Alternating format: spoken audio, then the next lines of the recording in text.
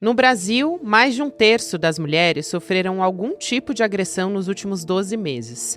70% dessas agressões foram cometidas por parceiros ou ex-parceiros.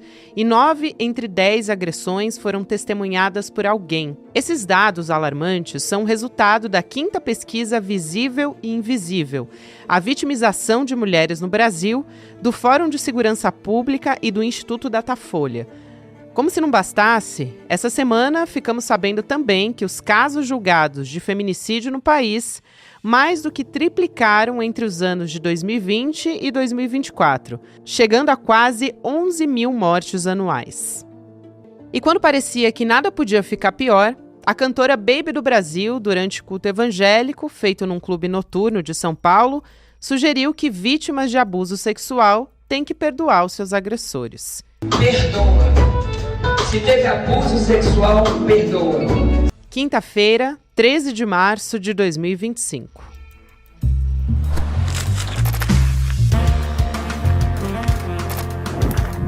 Sou Gabriela Varela, esse é o podcast aqui mais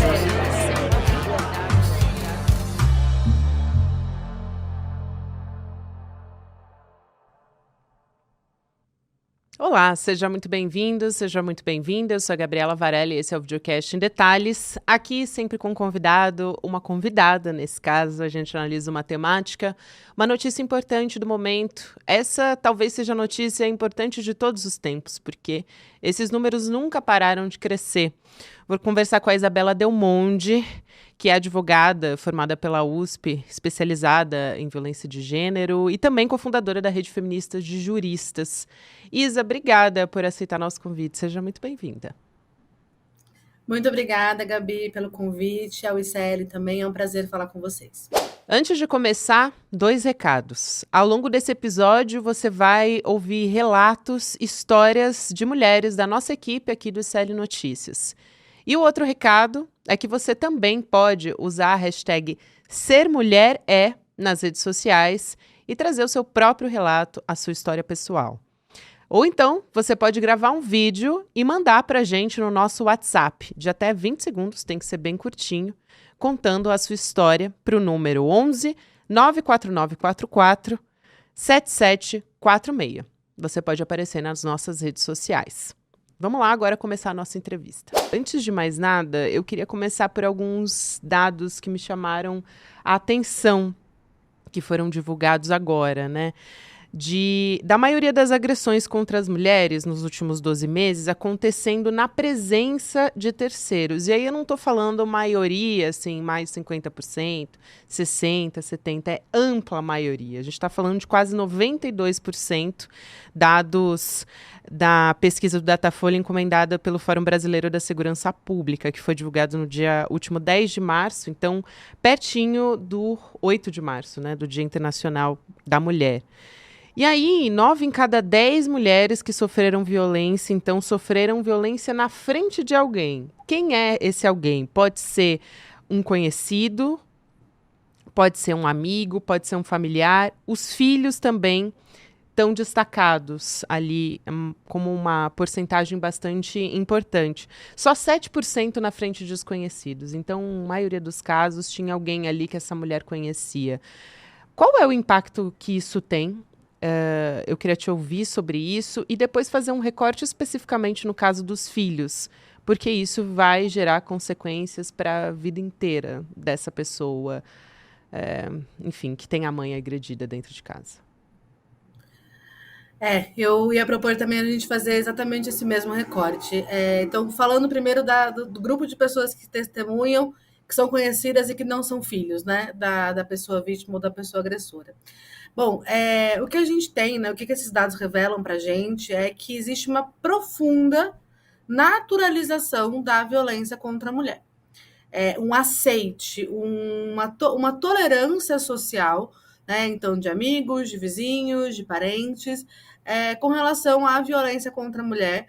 Acho que isso evidencia também uma falta de conhecimento sobre o que fazer, né, quando eu assistir algum caso de violência.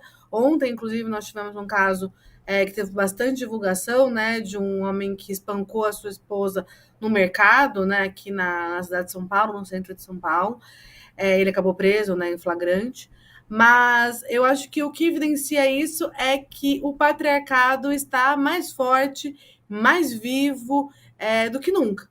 A gente tem anos aí de trabalho, né, de enfrentamento à violência contra a mulher. A Lei Maria da Penha, ela completa 19 anos, né, no ano agora de 2025, mas a gente tem aqui, acho que isso é resultado da naturalização da violência contra a mulher, do fortalecimento do patriarcado, especialmente nos últimos anos, com a ascensão da extrema-direita, mas também com a tolerância de todos os outros homens, de outros grupos políticos e sociais, que não só da extrema-direita.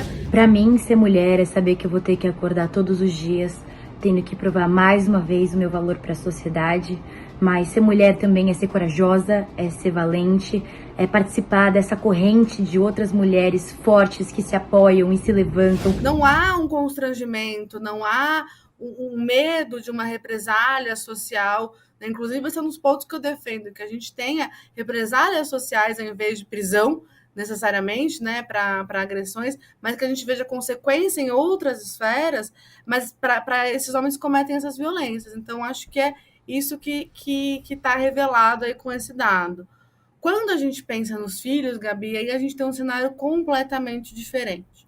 Né? Os filhos são aquilo que a teoria feminista de enfrentamento à violência de gênero chama de vítimas indiretas. Né? Evidentemente, aquela criança pode também ser uma vítima direta de uma violência daquele pai agressor da mãe, mas nesse caso, né, testemunhando a violência contra a mãe, a gente tem uma vítima indireta que vai ter danos psicológicos, como você falou, que provavelmente vão acompanhar ao longo de toda a vida. Né? E aí a gente tem um ciclo de pessoas adoecidas, gerações e gerações de pessoas adoecidas, que podem ir por múltiplos caminhos.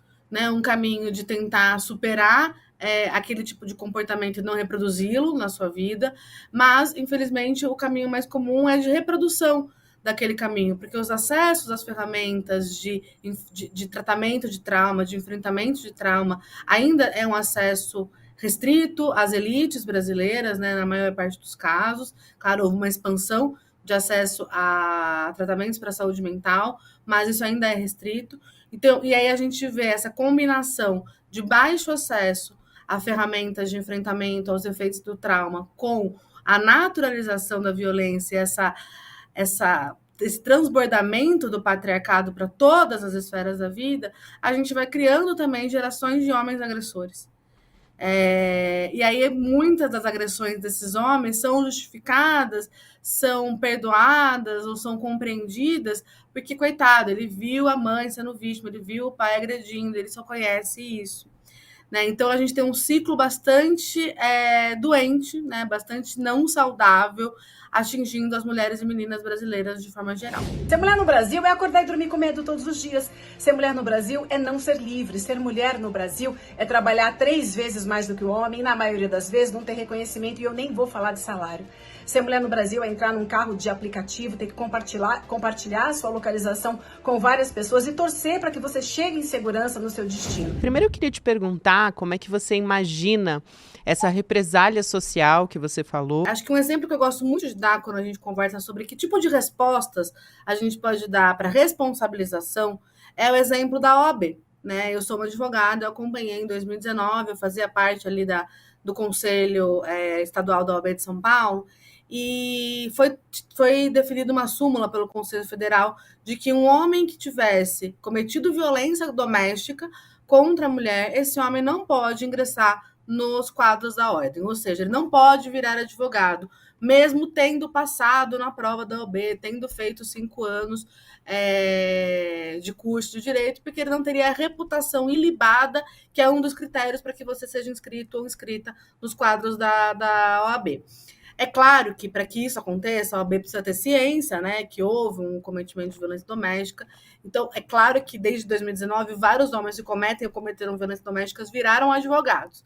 Mas esse é um tipo de resposta que é uma resposta não penal, que traz consequências amplas para a vida daquele sujeito, né, que escolheu cometer a violência, consequências sérias, né, afinal de contas, de respeito ao seu exercício profissional, e que aí sim eu acredito que tem chances de coibir, né, de prevenir a violência. Aquele homem tem um pouco mais a perder. Até porque o homem branco, rico, né, heterossexual, cisgênero, ele sabe que ele não vai ser preso.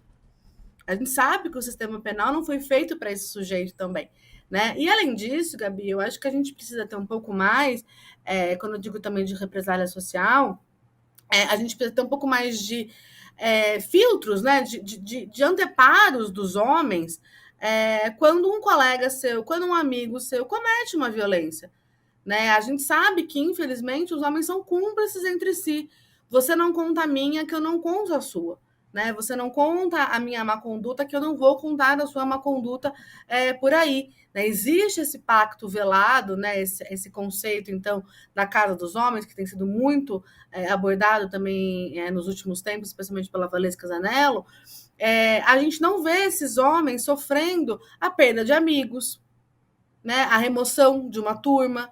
Né? O cara tá lá, ele não paga pensão para os filhos, ele comete violências sexuais que todo mundo sabe, ele xinga a companheira na frente de todo mundo e chama no domingo seguinte, ele está convidado de novo para o churrasco. Será que já foi perguntado para algum homem economista em uma entrevista de emprego quanto é o resultado de uma multiplicação simples? Assim, de tabuada, porque homens não são bons em matemática, como se fosse uma questão de gênero?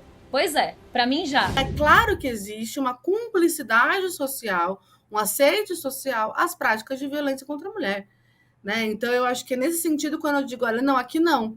Né? Você falou isso, a gente não quer você aqui, a gente não quer você nesse espaço, até você se responsabilizar pelo que você fez, até você encontrar medidas de reparação para o que você fez. E é muito difícil, realmente, fazer esse passo, né, do corte desses limites para pessoas amigas, para pessoas conhecidas, para colegas de trabalho, porque quem faz o corte, quem impõe o limite, também tem perdas. Né, também pode enfrentar perdas ali, perdas de afeto, perdas de espaços, perdas de acessos.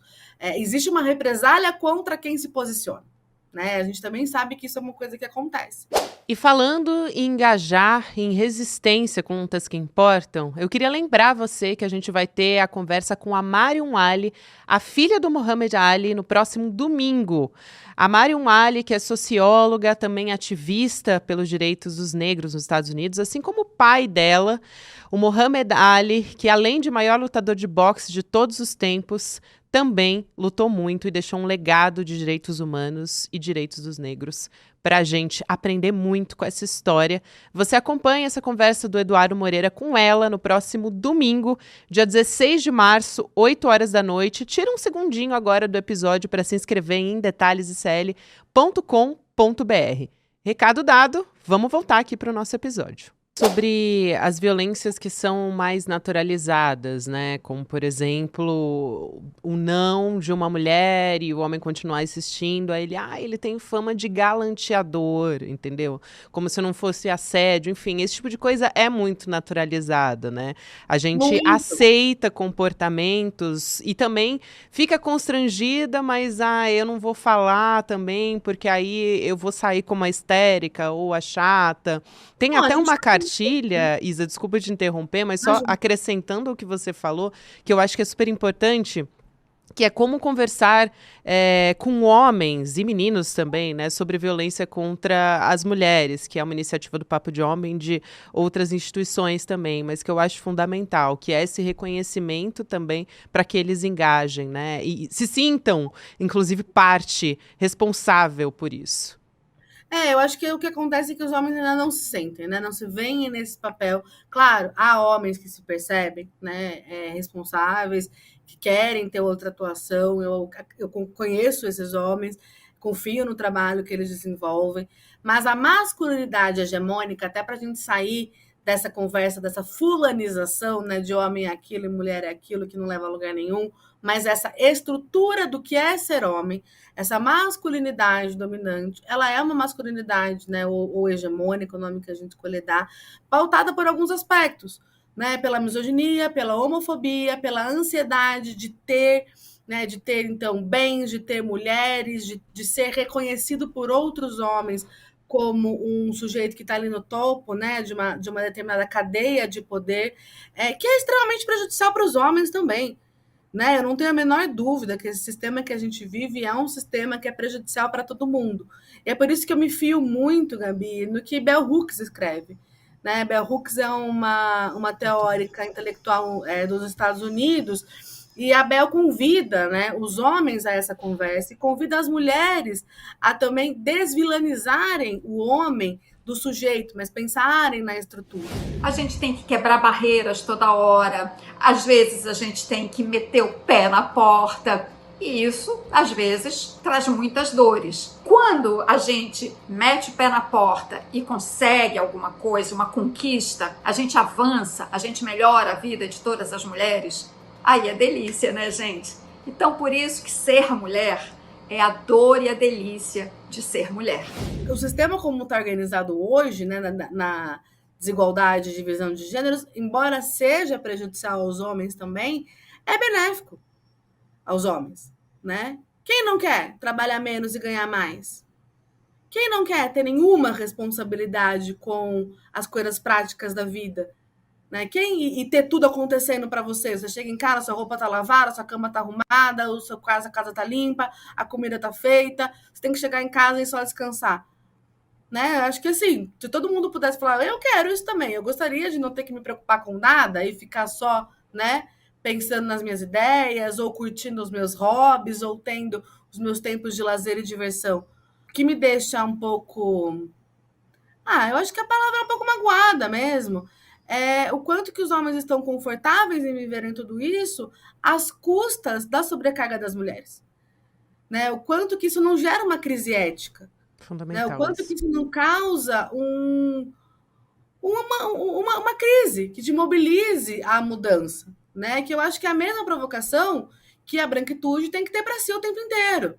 Né? Como que eu posso estar confortável em estar me beneficiando o tempo inteiro do racismo sem fazer nada para que isso... Porque eu estou bem aqui na minha posição de mulher branca, né, advogada formada pela USP, porque muitas mulheres negras não tiveram a mesma oportunidade que eu. E que tipo de responsabilidade, então, eu tenho agora, eu devo assumir agora, para que isso se interrompa. E isso vai significar perder espaço, isso vai significar perder privilégio, isso vai significar perder relevância, mas eu acredito que por uma coisa muito mais importante, né, que é a construção da igualdade. Ser mulher é falar e não saber se a sua opinião vai ser ouvida ou validada. Ser mulher é escolher uma roupa não de acordo com o que você quer, mas de acordo com o que você pode para evitar assédios. Ser mulher é muitas vezes ouvir piadas e gracinhas machistas e ter que se calar para não ser vista como arrogante. Ser mulher é viver na esperança de um dia não precisar fazer mais vídeos como esse. Os homens de esquerda adoram, né, reivindicar que a nossa principal pauta é a pauta da igualdade, a gente tem que... e a questão de classe é a nossa principal questão. Mas quem são os sujeitos dentro da questão de classe, né? Quem são as pessoas em piores condições de classe social no Brasil? Isso tem gênero, isso tem raça. E isso tem sido ignorado, e eu tenho sentido também que dentro do nosso campo progressista, a gente tem visto eu tenho sentido um certo alívio masculino de, que bom que agora esses assuntos de diversidade, de inclusão, de equidade estão sendo rejeitados assim amplamente pelo campo fascista. Eu não preciso me posicionar mais sobre isso, porque o fascismo está fazendo isso por mim, mas que bom. E mais do que isso até, né, Isa, eu acho que entra numa discussão dentro do campo progressista mesmo, que está anulando completamente ou então rejeitando, usando o termo pauta identitária. Então, assim, como se existisse agora uma divisão entre homens e mulheres, como se fosse uma polarização, impõe ainda mais barreiras, né, para a gente poder falar sobre isso, enquanto isso as mulheres continuam sendo abusadas, continuam morrendo, sofrendo violência, enfim, isso sem falar, né, nas microviolências que a gente estava falando aqui. Eu, pelo menos, não enxergo uma maneira de combater tudo isso sem ter o engajamento de todo mundo, né, enfim. Como é que a gente lida com mais isso, com mais essa barreira imposta? Olha, é a pergunta do milhão, né? Porque, assim, acho que as mulheres ativistas, e todas as mulheres em geral, a gente tem um limite de atuação, né? Que é assim, não somos nós que estamos nos espancando, que estamos nos matando, que estamos nos estuprando. E, assim, a gente sabe que falar de violência é um assunto que não é sexy, né? Não é um assunto que atrai pessoas mesmo. Ninguém quer ficar ouvindo da dor do outro. A dor do outro incomoda, né? Ali, a violência é um assunto que. Mas guerra, por exemplo, é um assunto extremamente violento, né? E que eles ficam muito confortáveis de falar. Então não é exatamente, eu não consigo acreditar exatamente que é porque, ai, nossa, é muito duro ficar ouvindo sobre violência contra a mulher, porque, ai, tadinha das mulheres. É porque, cara, tá pegando no seu calo, tá te chamando para responsabilidade, né? Então, assim, acho que mais uma vez, né, a gente tá aqui, eu me considero uma feminista me considero feminista há muitos anos, mas uma feminista organizada mais ou menos ali desde há 10 anos, mais ou menos, e há 10 anos, né, pedindo aos homens a escuta deles, a atenção deles e o engajamento deles, né? Agora, assim, se eles não têm essa disposição, né, acho que tem um limite do que a gente pode fazer. E é muito frustrante. Mas eu não posso pegar, né, o meu marido e amarrá-lo e falar só sai de casa se você lavar toda a roupa que está aqui acumulada, né? Isso não tem o que eu possa fazer para mudar o comportamento de terceiros.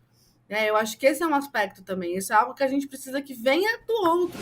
Olha, não dá para deixar de citar a importância da interseccionalidade quando a gente fala em ser mulher. Até porque são as classificações sociais que indicam as demandas na luta diária de cada uma de nós. E ser uma mulher preta é combater os estereótipos terrivelmente impostos desde a colonização. É trabalhar para um dia deixar de ser a base mais vulnerável e precarizada do nosso tecido social. Nós estamos completamente abertas e dispostas ao diálogo, a mostrar literatura, a compartilhar conhecimentos, a se vulnerabilizar também, né? Eu sempre, quando eu vou falar sobre questões de gênero, eu me coloco no primeiro lugar como uma mulher branca que tem o seu trabalho com relação à questão racial, né? Eu não vejo, acho que minha intenção e a intenção das mulheres feministas que eu conheço não é de apontar dedos, né? Não se trata disso, mas se trata de também se colocar como uma pessoa que também tem o seu papel de transformação, que também tem a sua lição de casa para fazer, né?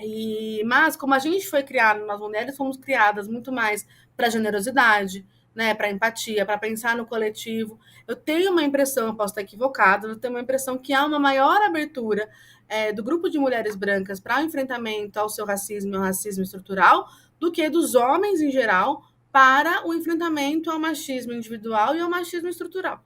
Eu gostaria que as coisas estivessem um pouco mais equilibradas, né? Ter mais essa preocupação masculina, mas o que me parece é que o que está mais ali, ainda mais, é mais forte, né, nessa masculinidade dominante, vamos negar que isso acontece, não vamos falar sobre esse assunto, se as mulheres estão morrendo, isso não tem muita relevância para a gente, se elas estão sendo estupradas também, isso não tem relevância para a gente, e deixamos isso para lá, né? Então, acho que, assim, gostaria de pedir aos nossos colegas homens que estão ouvindo, né, e que me conhecem, que não me conhecem também, para pensarem sobre essas questões, né? É confortável estar numa posição de privilégio que necessariamente acontece pela subjugação de mais de metade da população mundial? Eu não me sinto confortável. Eu gostaria que as coisas estivessem um pouco mais equilibradas, né? Ter mais essa preocupação masculina, mas o que me parece é que o que está mais ali, ainda mais, é mais forte, né, nessa masculinidade dominante, vamos negar que isso acontece, não vamos falar sobre esse assunto, se as mulheres estão morrendo, isso não tem muita relevância para a gente, se elas estão sendo estupradas também, isso não tem relevância para a gente, e deixamos isso para lá, né? Então, acho que, assim, gostaria de pedir aos nossos colegas homens que estão ouvindo, né, e que me conhecem, que não me conhecem também, para pensarem sobre essas questões, né? É confortável estar numa posição de privilégio que necessariamente acontece pela subjugação de mais de metade da população mundial? Eu não me sinto confortável como uma mulher branca estando numa posição de privilégio racial. Eu trabalho diariamente para tentar fazer, né, e continuo sendo beneficiada, evidentemente, porque o racismo não acabou. É óbvio que isso continua me beneficiando, mas ter ações concretas no meu dia a dia é o que eu tento fazer. Né? Então, acho que também convidar, e lógico, não nessa lógica individualista de cada um fazer a sua parte, a gente precisa de política pública. Isso. Né? Como é que a gente vai mudar isso de maneira ampla? Né? É de política pública. Agora, como é que a gente vai fazer política pública para mulher se não tem mulher no lugar de fazer política pública? Então, aqui fica um recado para o nosso querido presidente sobre isso, né? Nos coloque em posição de tomada de decisão. E esse é um governo que, assim, com todas as críticas que eu tenho a ele, pelo menos a gente viu um avanço, por exemplo, que foi a criação da Política Nacional de Cuidados, coordenada, liderada, elaborada, pensada, evidentemente, por mulheres ali dentro do governo, né? Então, claro que a gente vê distinções, evidentemente, entre um governo e outro, né? A gente não pode nem, de forma nenhuma, fazer qualquer tipo de comparação assim. A gente ainda carece de mais mulheres em espaços de tomada de decisão. E a gente carece de espaços que respeitem essas mulheres. Sempre vinha ali uma piadinha ou uma tentativa de falar alguma coisa sobre a minha aparência, seja para fazer uma cantada e tentar me desestabilizar com isso, achar que eu não estava prestando atenção profissionalmente nas coisas. Que respeitem o que elas estão trazendo, né? Que respeitem as posições que elas estão ocupando, né? Que não as tratem como um objeto, que não as trate como um enfeite, que não subjugue suas ideias, que não as diminua por serem mulheres, né? Mas que tenha ali uma disposição efetiva de ouvi-las, né? De passar a confiar no que está sendo trazido pelas mulheres. A gente vê a gente performando muito bem em todos os índices, né? Nós estudamos mais, nós nos graduamos mais, a gente tem melhor desenvolvimento escolar, e quando a gente vai ver isso não se reflete no mercado de trabalho. Né? E me parece, Gabi, que a única forma que os homens ainda têm de manterem a sua posição de poder social é pela violência. Né? Então, existe uma dominação, existe um acomodamento, né? Uma tranquilidade em estar numa posição de poder que só é garantida por meio da violência. Exatamente. Poder e controle também, né? E falando sobre essa cobrança que a gente faz, também não é nem um pouco confortável para a gente estar nessa posição de ter que falar o tempo inteiro, de ter que cobrar o tempo inteiro. Se eles estão, né, cansados de serem cobrados, a gente também está muito cansado de ter que cobrar, falar a mesma coisa 1000 vezes, né? De ouvir as mesmas coisas há tantos anos, né? Então, tudo isso também é bastante cansativo, mas a gente continua aqui. Eu quero muito te agradecer por trazer pontos tão importantes e reflexões tão importantes para a gente ter nessa semana do 8 de março, que a gente deveria ter sempre, Isa. Muito obrigada, prazer te receber aqui. Prazer é meu, muito obrigada, contem sempre comigo. Eu tenho uma profunda admiração pelo projeto do ICL e por você também, evidentemente, especialmente. Eu por você. Tchau, tchau. Obrigada a você também que me acompanhou até aqui. Quero também reforçar que para você, uma mulher, de repente, que está passando por uma situação de violência, tem sempre o Disque 180 para pedir ajuda e também instituições que fazem um trabalho muito sério sobre isso. Vou citar uma delas aqui, que é uma campanha que eu apoio, que é um mapa do acolhimento que conecta as vítimas com voluntárias no Brasil inteiro. Então, você também pode apoiar sendo voluntária se você é advogada, psicóloga, ou também fazer doação. Enfim, no meu @, que é o Gabi Varela, ou Gabi com Y, Varela com 2 L's, você encontra mais informações sobre como apoiar também e romper com esse ciclo de violência. Agora você fica com o Mercado Investimentos. Na sequência, tem o Rolê ICL. E depois você pode ouvir também o Em Detalhes nas plataformas de áudio em qualquer momento do seu dia. Obrigada e até amanhã. Um verdadeiro campeão não é feito nas academias.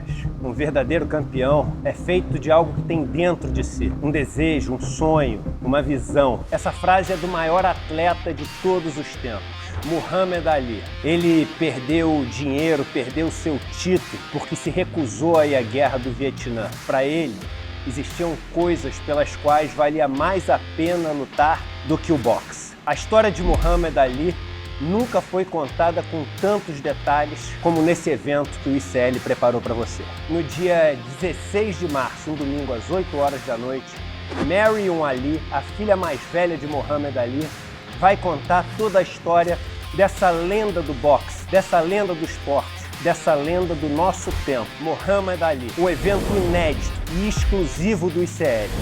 Chame seus amigos e amigas para participar desse evento histórico. E dia 16 a gente se vê.